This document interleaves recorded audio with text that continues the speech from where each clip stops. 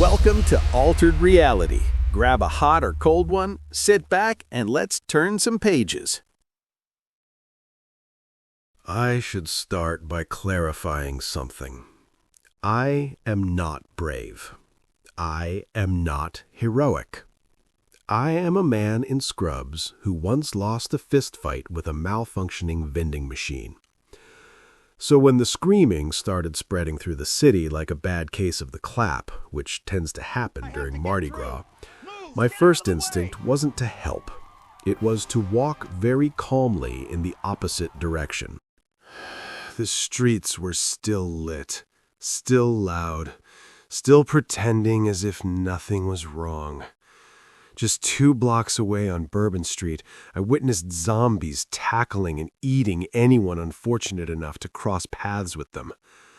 The infection made its way here already. Damn it all.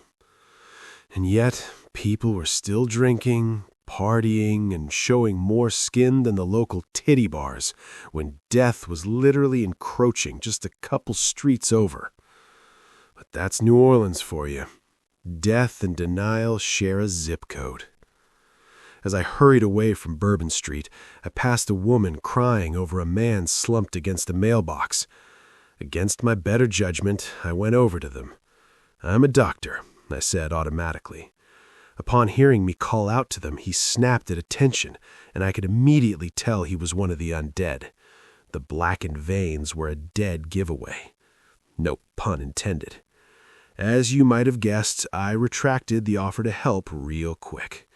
Besides, who am I to interrupt a guy eating his girlfriend? Now, some pun intended.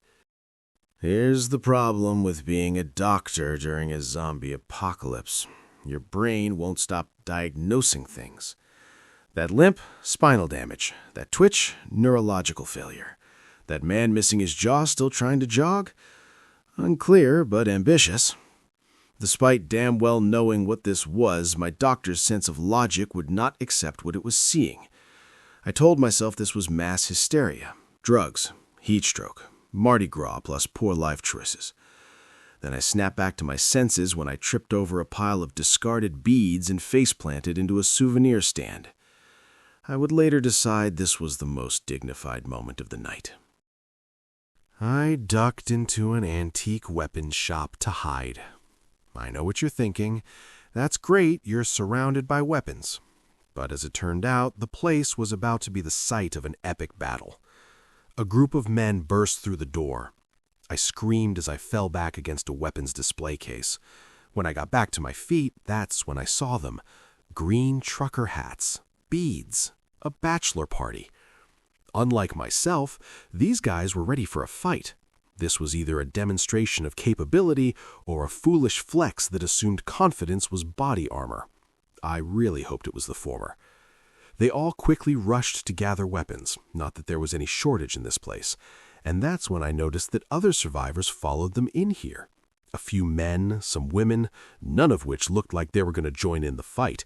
So why should I? It's not that I don't care. It's because whatever deal they'd made with the universe clearly didn't include me. I stayed in my corner of the antique weapons shop as the battle against the undead commenced. The sounds of zombies growling angrily, teeth gnashing, bones crunching, flesh being ripped and shredded filled the shop like it was a small war zone. A zombie's head suddenly rolled towards me and stopped just a few inches from where I was crouching down. The damn thing was still alive, so to speak. Its eyes darted in my direction, and it immediately started snapping like it was trying to bite a piece out of me. I kicked the damn thing away from me just in time for a zombie's lifeless body to slam down in front of me. I had enough. If these guys want to keep pointlessly fighting an endless horde, let them. I've got more important things to do, like living. Keeping my head low, I made my way back to the front door. But that's when I saw them. A freakishly tall 9-foot zombie accompanied by a pack of zombie dogs came bull-rushing into the antique weapons shop, so I heroically rushed back into my hidey hole underneath the desk in the corner of the shop, closed my eyes, covered my ears, and went into a turtle position to bravely wait out the whole ordeal. I can't even tell you how much time had passed as I continued to wait there with my face buried in the floor. But as soon as I heard the sound of gunfire, not melee combat, but actual gunfire, I snapped out of it. I quickly raised my head and scanned my surroundings. I saw the Bachelor Party instructing everyone to quickly vacate the antique weapons shop. And when everyone else had vacated the shop, that's when I saw soldiers. Real ones, Humvees, rifles, organized panic. They weren't advancing, they were leaving. A lieutenant screamed for civilians to clear the street. Someone asked where evacuation was happening. The lieutenant simply answered, "Get in, we're moving out." That's when it clicked. The last bus out of this whole mess was about to leave, and I needed to get outside, now. But as I tried to get up and go, a hand grasped my left ankle. A still active zombie torso was trying to pull me to its gnashing teeth.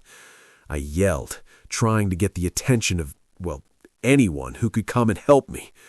But nothing. So I took matters into my own hands and kicked at the zombie torso until at last it finally loosened its grip. But by then, it was too late. The last bus had taken off, or rather, chased off by a zombie that was larger than the shop. I could only see the legs and feet outside the window. It was so enormous.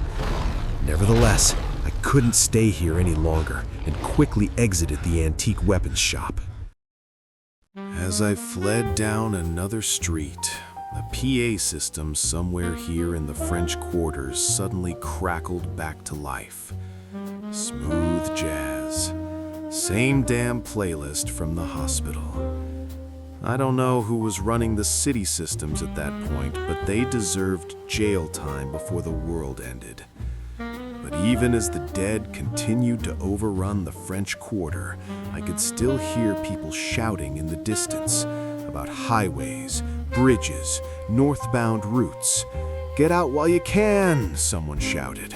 That sentence does terrible things to crowds during times of panic, like make people blindly follow like suicidal lemmings without hesitation, like what I'm doing now.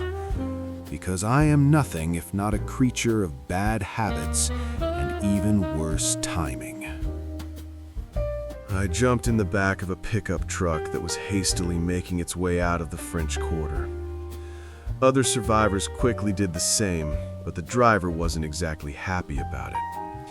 He popped his head out the window to address us, but when he saw a large group of zombies round a corner, he immediately put pedal to the metal.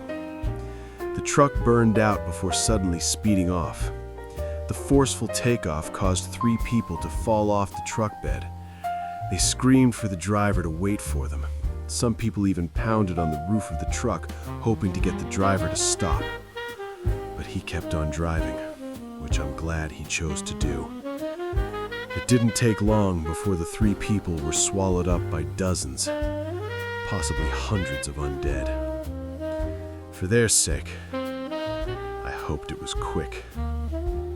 As the city burned behind me and the dead filled the streets ahead, I realized something uncomfortable. I wasn't trying to escape anymore. I was trying to beat someone to a door that was probably already closing. And somewhere above us, something heavy flew overhead. Well, all right. I hope you enjoyed this episode of An Altered Reality. We'll bring you 2 episodes a week. And if you would like to support the channel so that even more episodes can be brought out, you can visit our Patreon or purchase merch from our affiliate store, Kali Ninja Designs. Until the next story,